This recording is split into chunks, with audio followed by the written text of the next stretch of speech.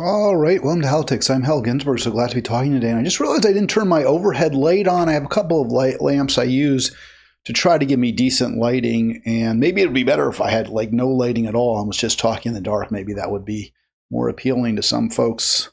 But yeah, it looks fine, actually. I'm surprised. Maybe I'm better off without that overhead lamp because it kind of just sort of brings out the better features in my face, the side lamp, the front lighting and the side lighting. Who knows? We'll see. I actually like this look, so maybe I'll stick with it. I'll do anything to try to build the audience. I was actually really disappointed. I thought yesterday I did a good program. So did music, but the views way down. I guess the algorithm didn't want to share my videos. And this is what I say to you. If you're a fan of Halitics, if you like what I'm doing, seek me out. I mean, I'm here all the time. Go back, look at the old videos if you haven't yet. The more views, man, the better. This gets us out to more people. Do click like, do click subscribe. We've seen a little bit of growth in the subscriber base, kind of stagnated lately. I know people tune in and they hear me criticize Israel, and I get it. There's that progressive on everything but Israel view. I'm sorry. This is who I am. These are my views. If you don't agree with what I have to say, you should still listen. You should still watch. You should still take very seriously, I believe, what I have to say, but challenge me. Take me on. If you think I'm wrong about Israel, if you think I'm being unfair to Netanyahu, to the Israeli military, to the Israeli people, if you think I'm treating them badly, it's wrong to analogize Israel to Nazi Germany, then call in. Tell me why I'm wrong. You have that opportunity, or comment in the comments, or send me, an email, whatever. You can find me on Facebook. I don't necessarily want you to email me, actually, now that I think about it, but you could actually, though, you can always call. That's the first thing we ask folks to do. 240-242-5646 when I'm live. And then, yes, comment on Facebook. That is a great place where there's a lot of intellectual ferment. I like to think, anyway, a lot of ferment. 240-242-5646. And if you like wine, if you like beer, then ferment is really good. Oh, by the way, there it is. It is ringing, so I was happy to hear that ring. You probably heard it, too, for just a moment or so. 240-242-5646. If you like or you don't like what I'm doing. And yes, I will start, as I always do, I will center the victims of American imperialism, of Israel, and those are the people in Palestine, victims of a genocide that really, I think, I don't want to say it knows no parallel since the 1940s, since 85 plus years ago in Germany, but it's hard for me to come up with anything that's quite as evil. I know there's Congo, there's Sudan, there's Darfur, and those are just terrible crimes. This seems so systematic, what Israel's doing, with, of course, the full support of the U.S. government.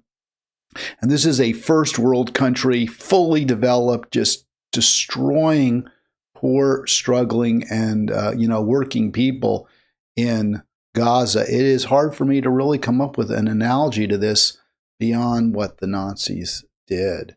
94 Palestinians. This is, by the way, ABC 7 from Los Angeles, and they are relying on the AP here. So this is not your standard, what I usually use, the Arab media or Turkish. Anadolu Ajansi is Turkish, not Arab, but we also go to WAFA, which is Palestine, and other sources for the death count.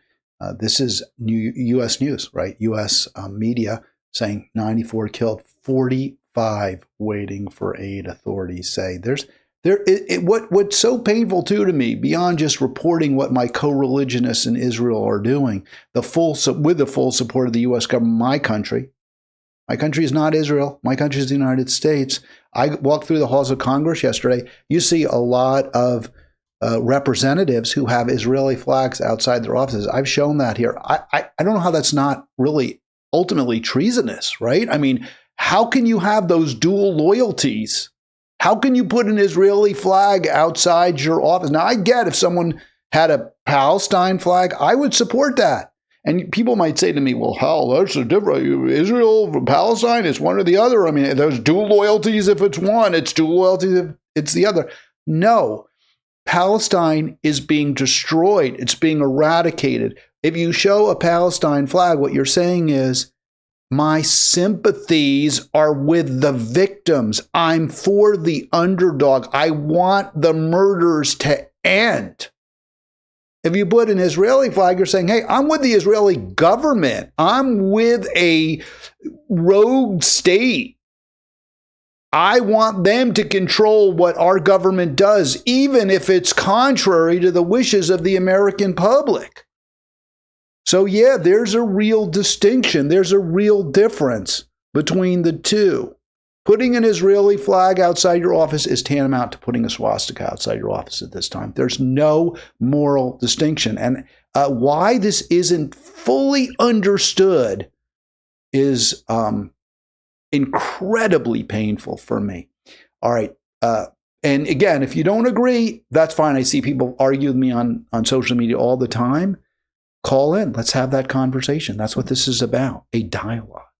Since October 7, 2023, Israel and the U.S. have now killed a minimum of 57,106 Gazans, including 94 people yesterday.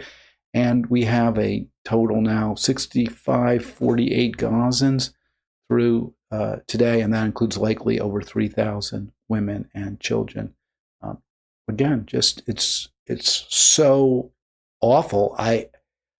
You give up your hope in humanity. And I've been the kind of person throughout my life, talk a little bit personally about myself. By the way, again, yesterday's video, I don't get it. So few viewers. How could it only be 8 on YouTube? I mean, we've been getting hundreds, especially when we focus on Mamdani. Arlen made the point in an email to me yesterday, hey, your Mamdani videos are doing well. You're getting a lot of views. Obviously that's a good topic. I noticed the same. We did get a goodly number watching on Facebook, but a lot of you dropped off as well. So, hey, if you've got advice on how I can do a better show, the problem is the people who follow me closely, like music here, you don't have any problems with what I do, right? You're fans. According to music here, you're maybe the best political show on YouTube. Sick as a dog, but still had to stop and salute. Yeah, well, listen, thank you. I salute you right back, music. And yeah, I'm not going to be modest. I don't think anyone does what I do. This program is all about trying to build political change, trying to make things just a little bit better, exposing the opportunists, exposing the faux-gressives, promoting truly progressive change, progressive populist change. That's what we're about. And I don't know anyone else who really does that. I've seen Cenk do stuff similar, but, he'll backtrack a little bit. He'll become sort of a cape for the establishment, for the Democratic elites. It's understandable why that would happen. I like to do dissidents bros, but, I honestly don't think their analysis is that deep. I think they get things wrong. Yeah, Brianna Joy Gray, she's really good. I'll give you, there's Brianna Joy Gray. We'll hear from another, I don't like Francesca. I don't like her at all. I don't like the way she's gone after Cenk and the Young Turks when they've tried to actually reach out across the aisle. She's wrong there. She goes on the vanguard. Those guys don't know what the heck they're doing. But she gets one thing right today or yesterday, whenever she posted. I want to play because she said something that I actually really agree with. And I wanted to, bolster with what Francesca Fiorentini from the Bituation Room. I don't like that title. You know me, I don't like curses. We'll also play some Klinsky, who just gets it utterly wrong. And of course, every other word from Kyle Klinsky is a curse because he just doesn't have such a great vocabulary. Let's, though, start with, where I am instead of going to other people. And again, we're focused on Zoran Mamdani. We're going to continue to focus on one reason, as I mentioned, does seem to be a popular topic among some of my viewers, has led to more clicks, which I really, of course, appreciate, and more views. I think he's that important. I have been waiting for somebody that I could, with very few except reservations, win a big election. And it didn't have to be a Democrat. I mean, I would have been overjoyed, if a Green won an important election. Now, the Greens don't run in, obviously, the Democratic primaries. They would have to run, if they're running as a Green, in the general election. So if Zoran Mamdani, if this was November 10th or whatever, the day after the New York City general election, and Zoran Mamdani was a Green who won, I would be over the moon. I would be even more excited than I am now for two reasons. One, I would prefer a real, the representative of a true progressive party, not the Democratic Party, obviously, but a true progressive party, a green I would prefer they win to a Democrat every day of the week, even if it's a Democrat that I really, really like, which there are obviously one. That would be Zoran Mamdani. He's the only one right now that I can identify that I really like. Sometimes Van Hollen, sometimes mostly he's okay at best. That's about it. We'll play a clip from AOC, explains why I don't particularly have warm feelings towards her. So I don't have to feel great about Mamdani because it's a Democrat. In fact, again, if he were Green, I'd feel better about him. But here's a guy who really does seem to get it, who does recognize that there is I don't want to say it's exactly a class war, because class subsumes many differences between people, right? You could have the educated versus the uneducated. It's a war right now, what we have in this country and in this world, between the billionaire class, their apparatchiks, the small number of managers who service them, and then everyone else, right?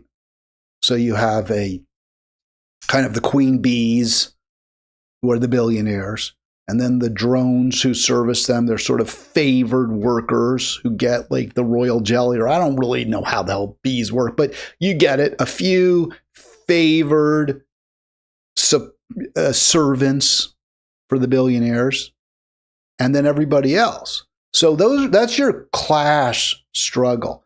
I think I kind of believe Zoran gets that. I really do.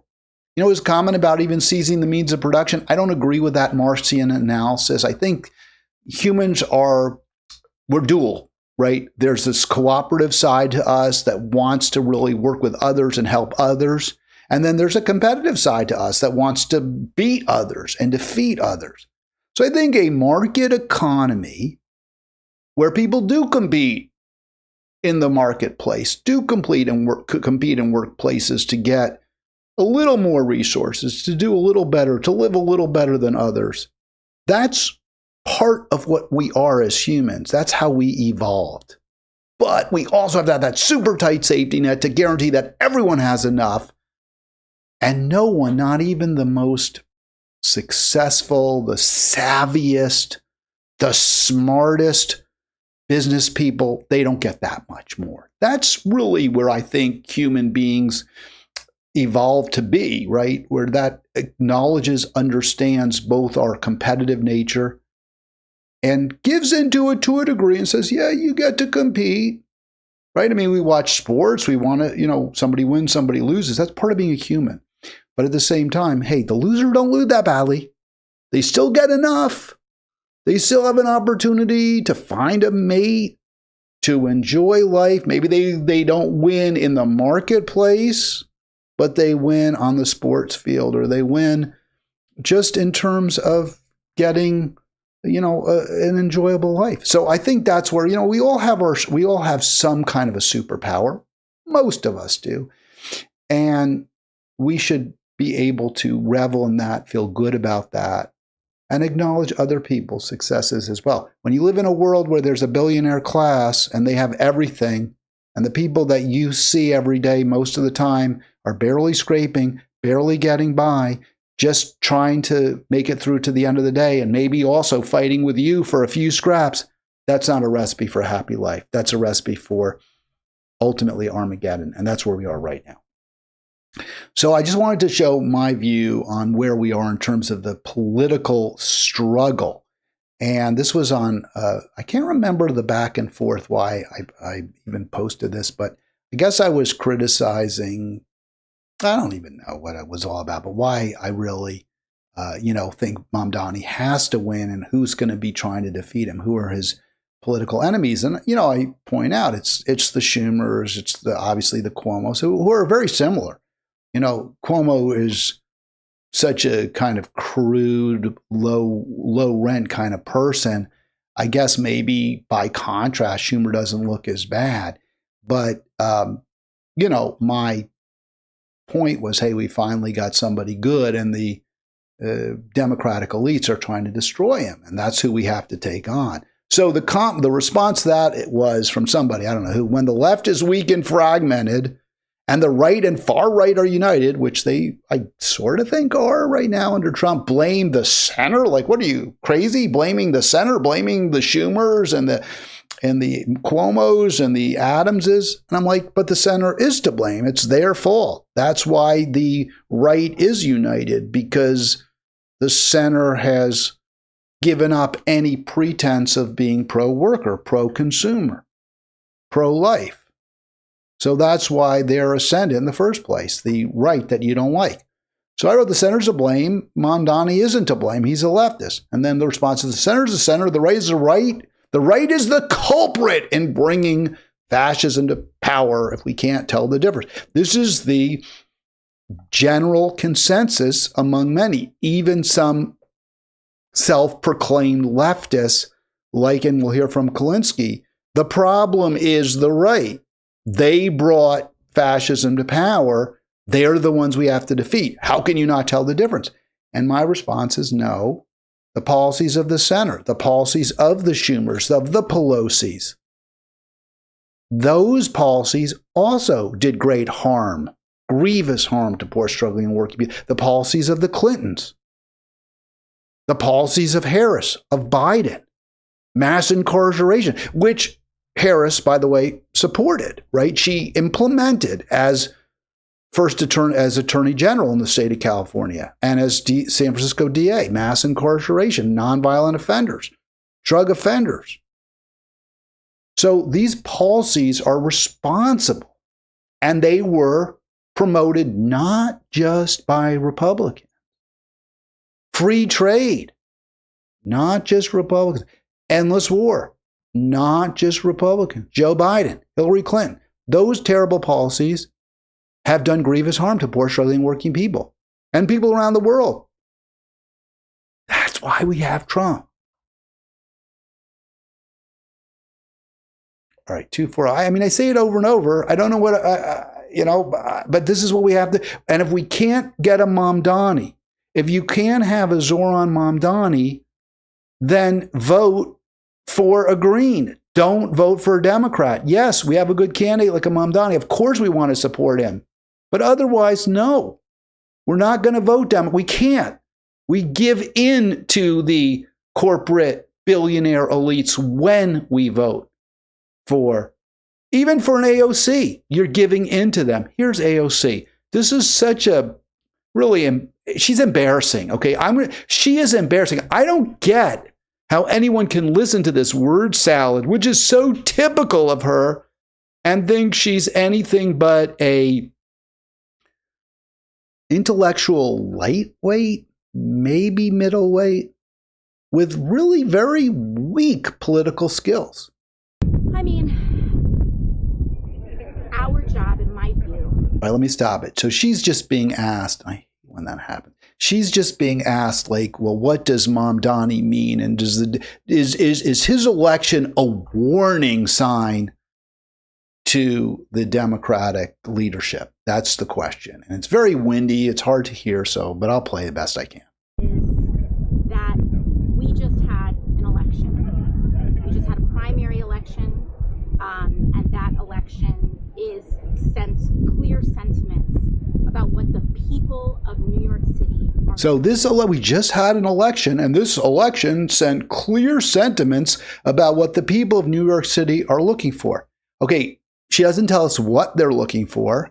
Obviously, a lot of people have taken very varied interpretations, actually, of what the people of New York City are looking for. Some are saying, oh, they just want a good communicator. They want somebody who's good looking. They want somebody who's not corrupt.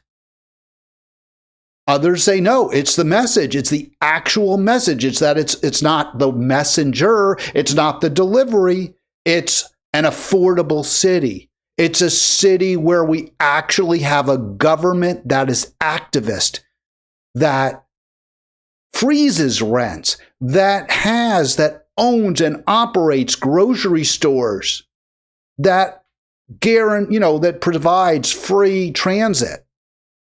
So what she says is, oh, this is clear sentiment. But she doesn't tell us what those sentiments are, and it's not clear at all. I mean, to me, it's clear. His message is clear. And that's what people voted for. That's why he got an excited group of people. But you could say, and I think with some degree of justice, well, if he had if he had been up against somebody better than an Andrew Cuomo, maybe he would have lost. Maybe that's true. I don't know. What's the message you take from this, AOC? What do you believe? Why did you endorse him? She can't tell you that. She won't tell you that because she's not a vanguard leader. She's not trying to build a better Democratic Party to take down elites. She just wants to replace them at the top. This race was very broad-based in terms of the electorate. The people that turned out were old, they were young, they were across boroughs, across demographics. And so for us, I believe that, especially with the result that we saw, how much above people's expectations that Mr. Mamdani's performance was. So he outperformed. But again, she doesn't tell us why. She doesn't give us any explanation for what actually Mamdani did. And I mean, this is just so typical of AOC. It's so frustrating. It's just word salad over and over and over. I'm just going to try to do one little thing, see if I can get better audio for you.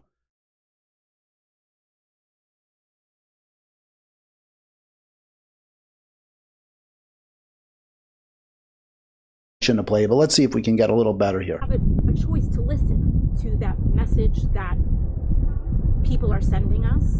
So we got to listen to the message that people are. There's nothing. She tells you nothing. It's so unbelievably frustrating.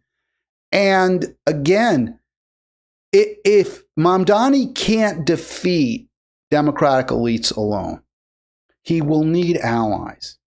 And that's his ally, somebody who doesn't give you anything, doesn't take anything. And she supposedly endorsed him. She supported his candidacy.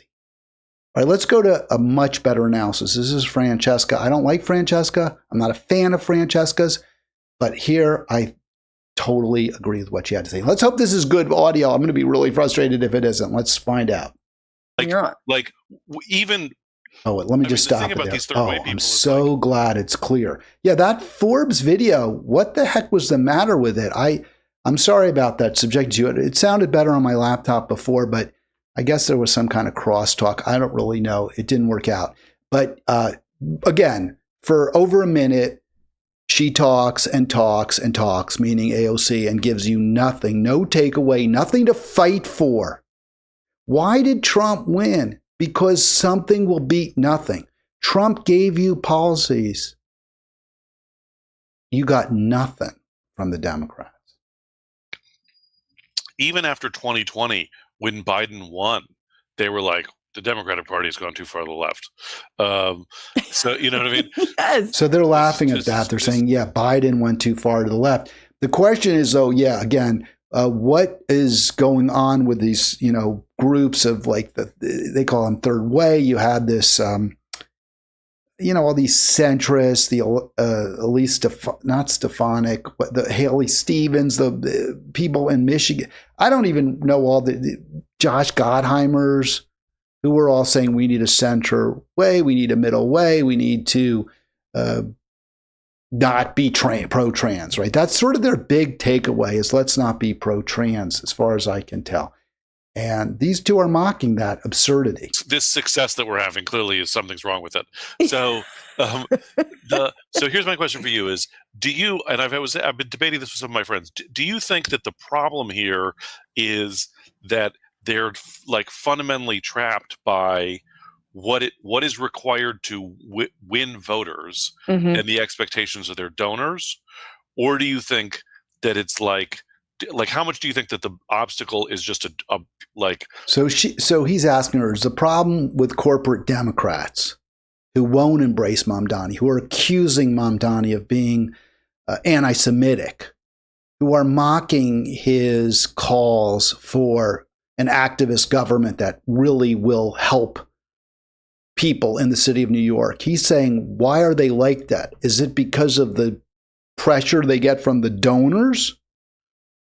You know, the Schumers and the Hakeem Jeffries. Is it just the money that their actual constituents, meaning the billionaire backers, is that what's driving them? Or is it, and he'll ask, is it their actual beliefs? The big money in politics and the access, how close they are to the ruling class, and how much of it is like the sort of ideology and political orientation of this class of people that sort of operates somewhat independently of the donor class. Well, I mean, he's saying maybe they're just true believers. They really are sincere. They really do think that an unfettered marketplace, deregulation, abundance, maybe people like Schumer and Jeffries, I mentioned them before, the centrist third way Democrats, maybe they really believe that, what they're touting. They're not corrupt. They just actually have a worldview that's very different from many progressives. And let's listen to what Francesca has to say here. It's I think it's both. It's why not both? Because supporting the very policies of a Zoran Mamdani and isolating AIPAC or isolating, real estate money, isolating the reason that and how they get their consultant fee and why and how, and the corporations that back that Welcome Fest thing that happened a few months ago, like, it's one and the same. It's a self-fulfilling prophecy. They could never actually take real income redistribution. And by that, all we mean is taxing the wealthy, to the tune of what they were taxed in the 50s. Right. So she's exactly right. Those centrist Dems, they may well believe exactly what they say, and they're also bought and paid for. So they're never going to change. They're never going to redistribute wealth. And as she points out, we're just saying, hey, return taxes. And this is not particularly controversial. It seems perfectly obvious to me. We, as voters, must come up with something different. Now, Zoran is different. Zoran is talking about raising taxes on the wealthy to a significant degree. Zoran is talking about using government to make life a little bit better for people whose lives aren't very good. Zoran is speaking against genocide. So those are really good things. And the policies that he's promoting would actually make life better. Hopefully he will do that. This is why he's exciting.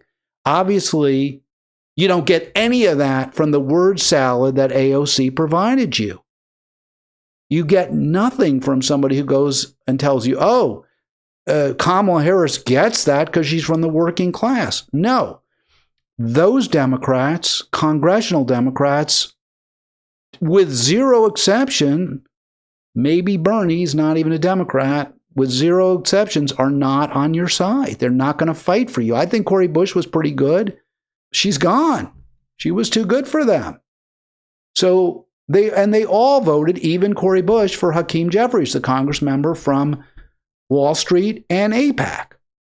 So obviously the Democratic Party, as certainly on a national level, is never going to fight for you unless maybe the Mamdani faction, which I think consists of Zoran Mamdani, somehow wins.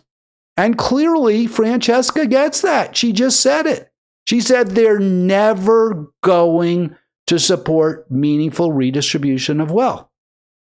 So she's saying we got to look for something else. I mean, maybe if there's a Zoran, fine. Otherwise, forget about it.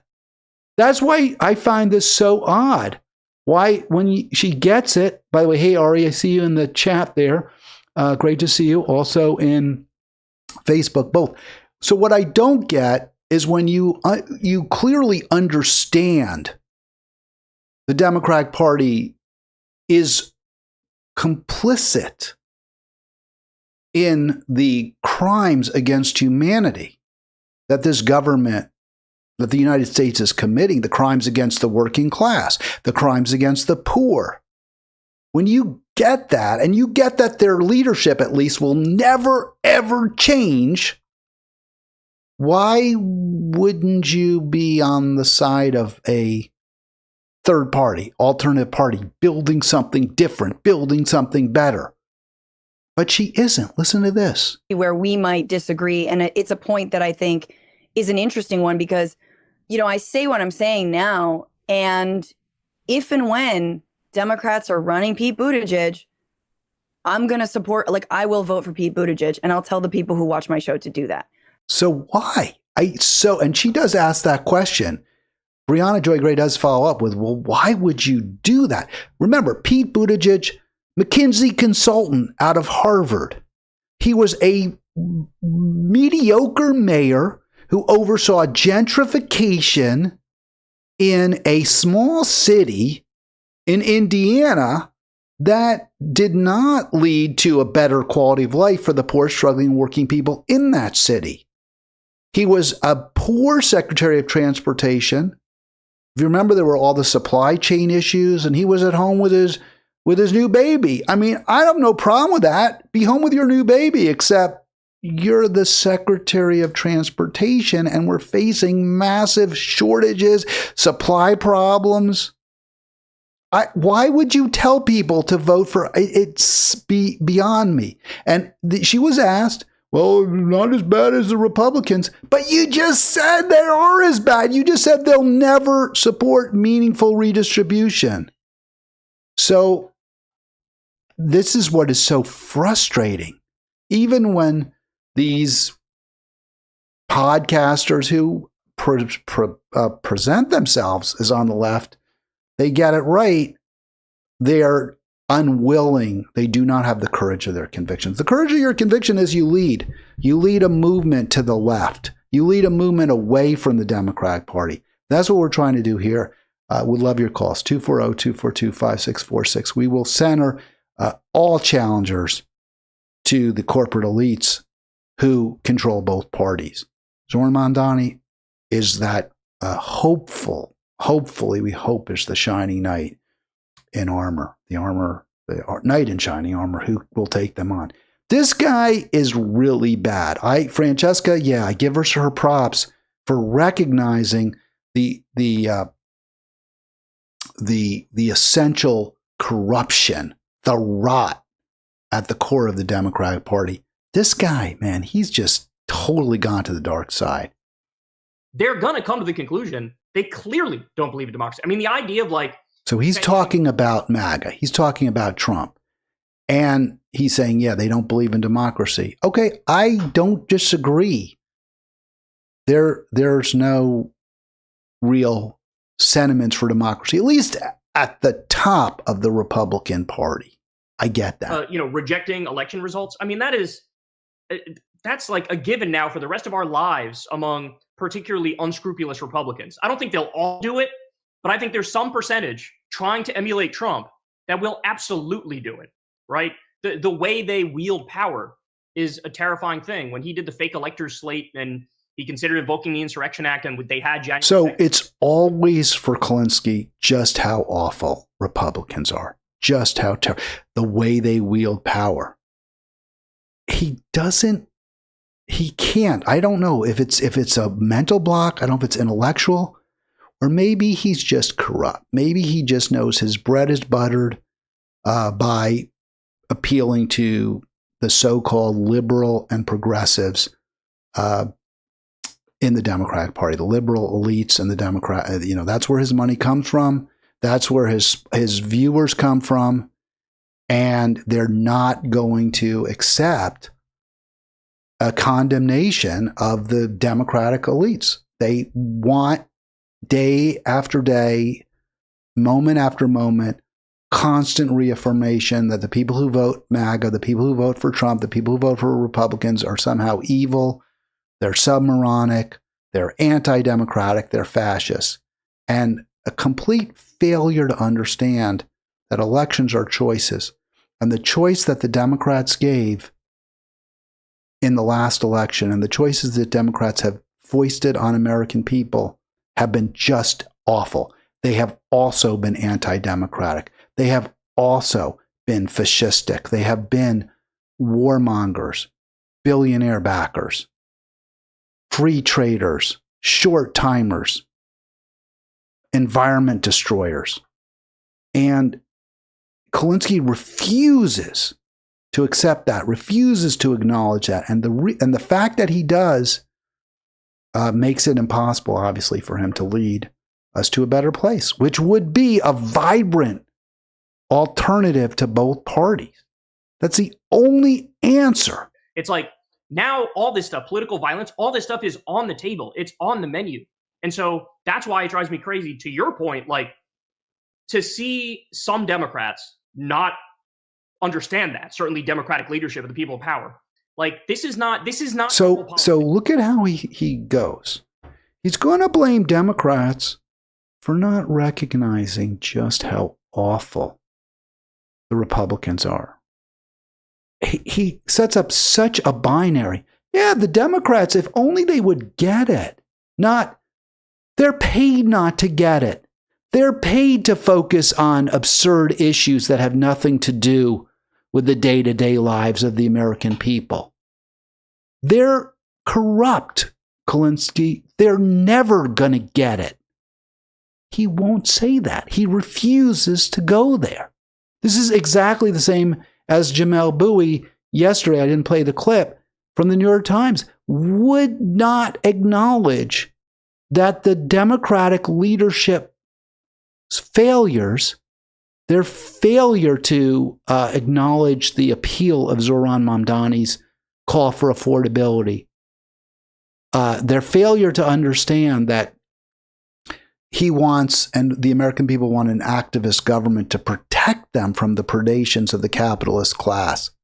They won't acknowledge that the reason the Democratic Party won't embrace progressive populism is because the Democratic Party establishment is corrupt, because it's part of the problem. It's caused the problem and it will continue. Francesca got it. Remember, Francesca said, yeah, those third way types, what do they call it? The Welcome Fest, the Gottheimers and them. They're part of the problem. They're paid for by their, the billionaires. And maybe they believe their con. Maybe they believe it, but it suits their interest. She acknowledges it, but then she says, well, you still have to vote for Mayor Pete. Kulinski won't even get it. He just says, yeah, I don't know why they don't understand it. I don't know. Why doesn't Chuck Schumer understand just how bad Trump is? This is what I need to impress upon Democratic leadership is. Oh, if I just want them to understand what I'm saying. They'll never understand it, you jackass. They'll never acknowledge it, you fool, you clown. And I shouldn't even call him a fool because he is profiting from the system just as much as a Schumer is, just as much as a Jeffries. He's got his 1.8 million subscribers or whatever it is.